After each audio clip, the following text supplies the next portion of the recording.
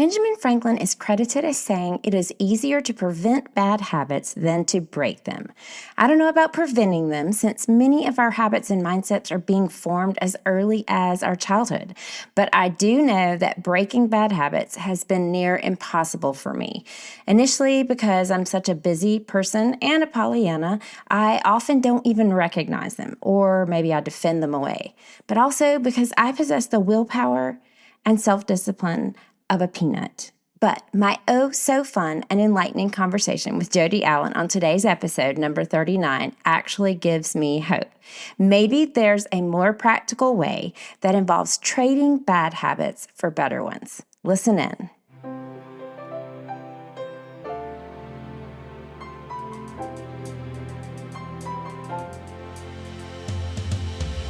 You're listening to the Unperfect Podcast, and I'm your host, Shelley Sneed. It is my desire to help you see glimpses of God's glory among the imperfections of your life. If you've ever struggled with fully living the life you've been dealt, welcome to humanity.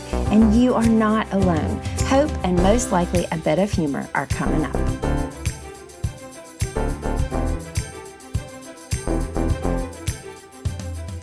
Today, I am so excited to welcome Jody Allen on the show. She is a mom, a writer, a speaker, and a ministry leader, and she serves on staff as the director of women's ministry and first impressions at her church and is in the process of publishing her first book. She is mom to 20-year-old college-age twins and a geriatric black lab. Jody enjoys Sunday afternoon naps, a good laugh, and mint chocolate chip ice cream. She's a fan of home-cooked meals that someone else cooks. And most days, you can find her procrastinating or still trying to master the skill of parking her car straight. So, hey, Jody, welcome to the show. Hi, Shelley. Thanks for having me. I'm happy to be here. So even if I didn't know you well, which I do, just by reading your bio, I would know that you are my people because all of that just resonates. The procrastinating, the parking straight. And I'm going to tell you what, all this rain that we've had, my puppy's been driving us bananas. And so part of me is wishing he were in his geriatric days. That's a terrible thing to say. Don't tell him I said that. Okay, we are going to get started here in just a minute with what we're actually going to talk about. But first, we're going to play a little game because I did this with my last guest and we just had a lot of fun with it. Well, I love games. Good. Yeah. I figured you did. So I'm going to give you two things to choose from, this or that, and you tell me which one you would choose or prefer. First one, sushi or tacos? Oh, easy. Tacos. Thank I don't you. even eat sushi. I don't like sushi. Who eats sushi? I'm sure there are people. Tacos every day. There are people that eat sushi. I am not one of them. I like my fish cooked. Yep. Okay. Yeah, I'm on the same page with you. In fact, I'm pretty sure I could eat queso 3 meals a day and be happy. Like I would never need another food There's group. protein in it, Shelley, so I think you could get by with that. There is. Yeah. All right. The next one is cardio or strength training. Oh, strength training. Yes, for sure. Okay. I am not interested in running. I love to exercise, but I'm not interested in running. None of those things. Just give me some weights. Give me some weights. Okay. I like that. I'm not interested in doing either, but I make myself walk because I do want to be able to play with my grandchildren one day. Next one, beach or mountains? Ooh, Shelley, that's a tough one. I know you're in the mountains. I do love the mountains because it's cooler, but I love the beach because the sound of the waves. I used to think I was a beach person, but now that I'm older, I think I'm going to go with the mountains, Shelley. Wow. Okay. I do think there's something about aging because I'm a beach person. Like you said, you're in the mountains. We're only in the mountains because my husband loves the mountains. Although I do love the Blue Ridge Mountains. I feel like they're kind of you're not in Colorado stuck in snow Right. 8 months of the year. But I love my toes in the sand. But I am getting to where I don't want to be too cold and I don't want to be too hot. Yeah, I'm a fair weathered kind of girl. Yes. Okay, here is my last one. Speeding ticket or parking ticket? But I'm going to say, are you more likely to get a speeding ticket or a parking ticket? Well, And if we need to edit this out for the people that you minister to and lead, we can. Uh, well, back in the day, I've had my share of speeding tickets. I have never had a parking ticket. Well, only because when I was in college, they came and got me and said, "Hey, they're towing your car." Oh my So I was goodness. able to I was able to talk them out Nice. of taking my car. So I never actually had a parking ticket because I stopped the tow truck. I'm kind of a rule follower. So I'm not going to probably park where I'm not supposed to park. And speeding, so it's probably I'm going to have to go with speeding ticket because Okay. sometimes you just got to get there. Right. I love it. And I was thinking to myself, you seem like a rule follower. You probably wouldn't get a parking ticket. And I would be like, I think I can scoot in there and it will look like a place and whatever. But I'm probably more likely to get a speeding ticket because I'm so ADD. I don't pay attention to how fast I'm going. So it's with the times I've gotten speeding tickets, I have not been in a hurry. Let's just say that. It's sad, but that is how it goes for me. Okay, so today you have some great advice for us about trading one thing like a pattern or a struggle or behavior or mindset for something else. So before we jump into this, can you just give us maybe a little backstory or how you came up with this idea? Well, the idea of trading one thing for another really just came from it kind of developed out of a difficult season in my life. My ex-husband's pornography addiction had surfaced and which led to separation, eventually divorce. And while we were living in the middle of that, I made a conscious decision that for 1 hour every week, my kids and me were just going to put that heartache on hold and we were just going to laugh. So for almost 2 years, you could find us sitting in the same place, and that was at home on the couch for an hour watching America's Funniest Home Videos. And so that idea of just trading one thing another and being intentional about it just kind of surfaced when we were walking through that difficult season. We love America's Funniest Home Videos at our house. My kids and I used to watch those all the time and just laugh till we were crying. It's So so fun. They would scurry around and be in their pajamas beforehand, and we would make lunches during the commercials, and then we would just laugh and they would be ready for bed. And I love that you made that such an intentional choice. Trading one thing for another is about creating change in our lives, really. So, give us some examples of trades that you've made in your own life that might be helpful to us? Well, long before pornography shook up my family, I had a method of dealing with things that really had served me well for years. When something difficult happened in my life, I was quick to just minimize it because somebody really always had it worse than me. And that's a true statement because there are people all around us that have more difficult circumstances than us. So reminding myself of other people's pain, it seemed like a healthy way to a way to cope. So because it was good to have perspective. But just because our pain doesn't appear as painful or as tragic as somebody else's doesn't mean that it doesn't hurt. So we Mm, don't need to dwell on our heartache, but we definitely have to acknowledge our pain as just that. It's painful. It's painful. So I had to trade minimizing for acknowledging because when we minimize our hurt, it really makes us appear strong and it makes us appear self-reliant. And people maybe even comment on our strength. And it might be legit, or it might just be an outer facade of minimized pain. And also, too, when we minimize what breaks our hearts, really, we're just avoiding pain. And when we diminish the sad things in our lives, we can easily talk ourselves out of getting the help that we need. And when we sweep that hurt under the rug, it really just won't serve us well in the long run. When we stoically say, "Oh, I'm fine. I'm going to be fine." We might wake up one day and find ourselves consumed with bitterness. And then we would just be trading the heartache for bitterness, and that's really not the kind of trade that we want to make. So that is one trade that I had to make in my life. absolutely. And I was just thinking of that verse in, I want to say it's in Proverbs that says, even in laughter, the heart may ache, and each heart knows its own bitterness.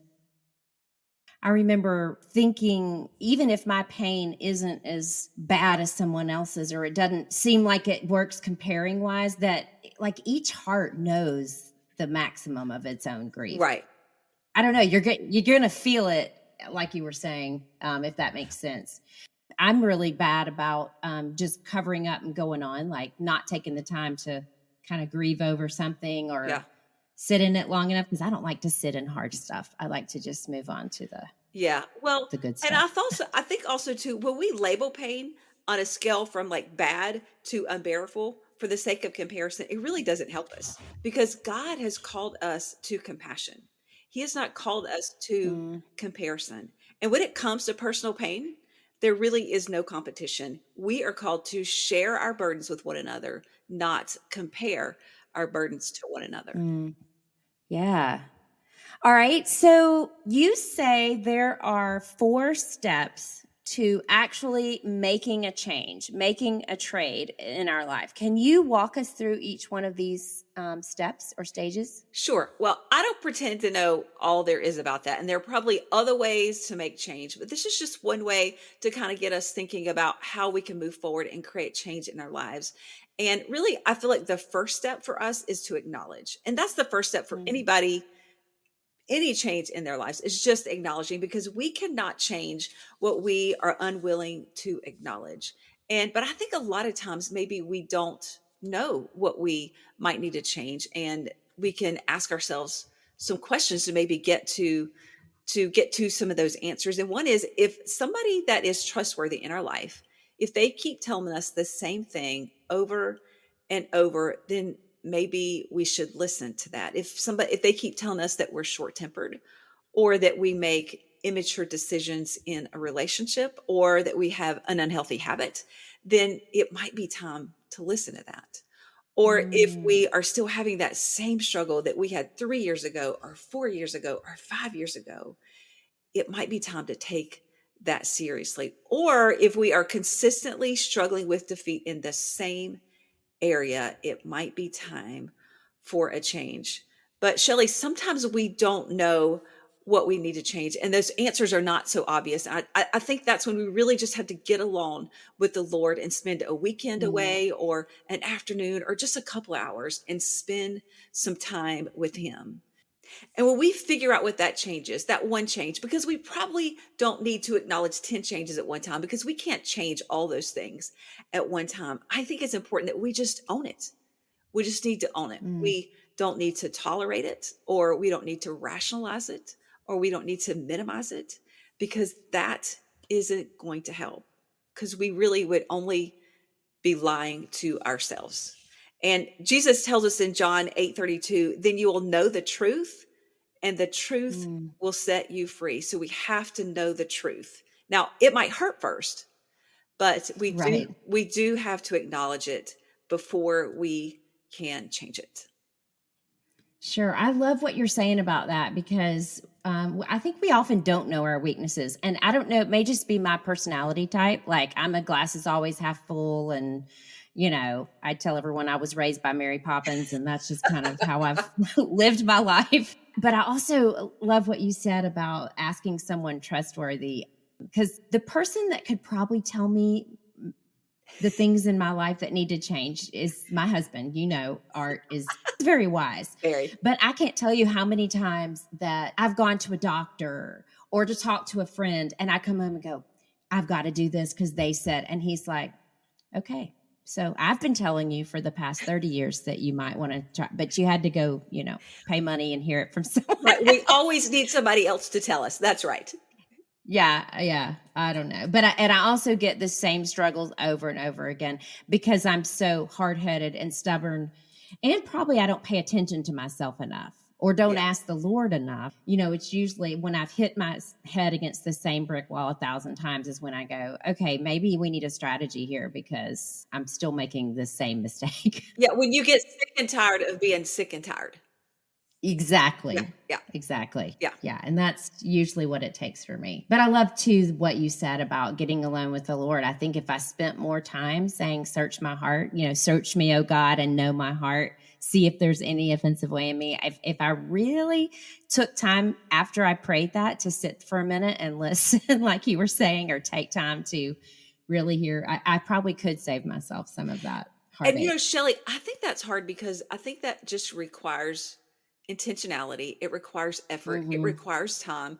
And we just live in a culture where we're just busy all the time. Right. And we don't really take time to do that. We might have a, quick little quiet time in the morning, but to really dig and get to the bottom of things, it does take time and energy and effort. Absolutely.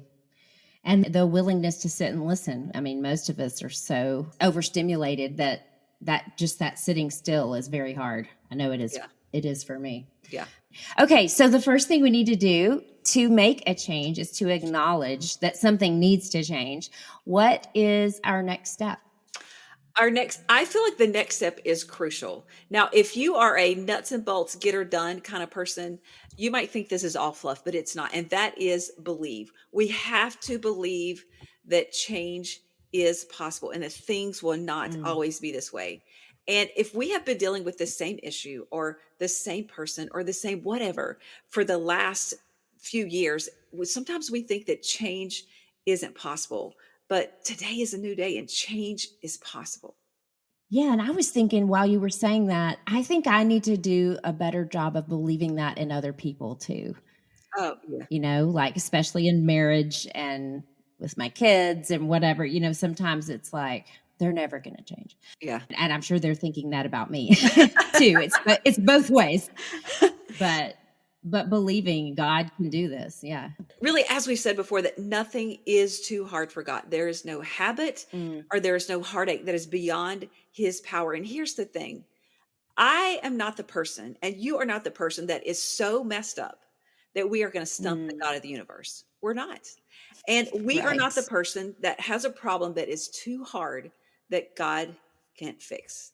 And our struggle, our issue, our temptation is not too hard for God because nothing is beyond his ability. And besides that, change is possible because if we have accepted Christ as our Savior, we have the Spirit of the living God living inside us. Mm-hmm. That same Spirit that raised Jesus from the dead that we just celebrated on Easter. It's that same Spirit that makes the wind blow, that creates solar eclipses and the most stunning nature scenes that you can imagine. It is that same God, that same power that lives inside of us. And Shelley, if he can change the seasons, he can change our sins and Mm. our habits and our heartaches.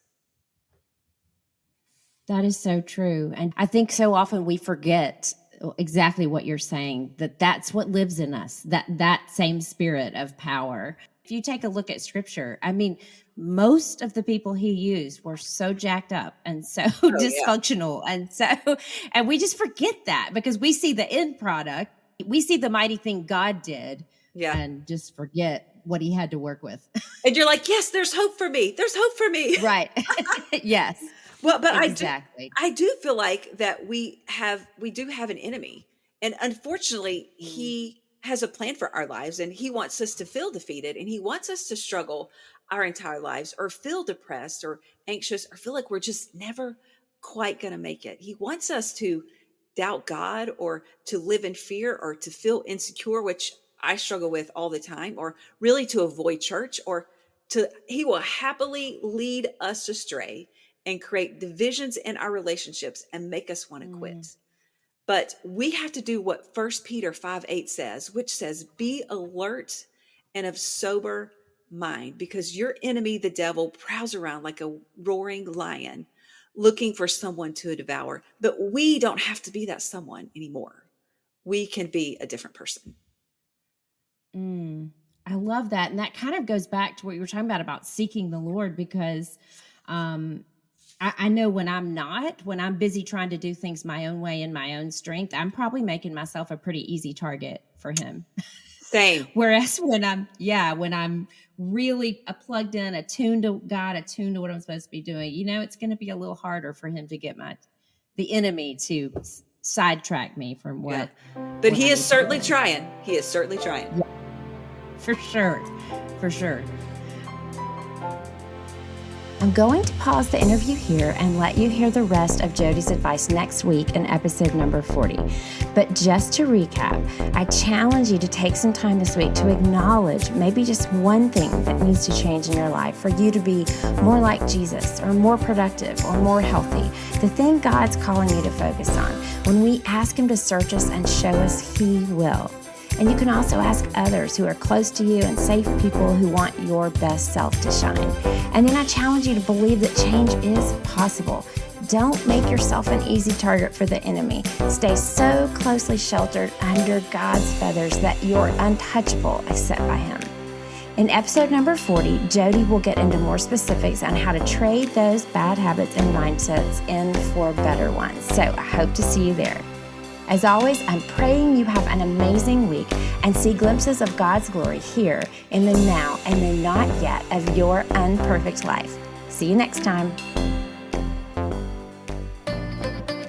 If you enjoyed today's podcast episode, would you consider posting the link on your social media? You've got street cred with people that I've never even met, and I would love your help in getting these words of encouragement to them. Thanks for listening, and I'll see you next week.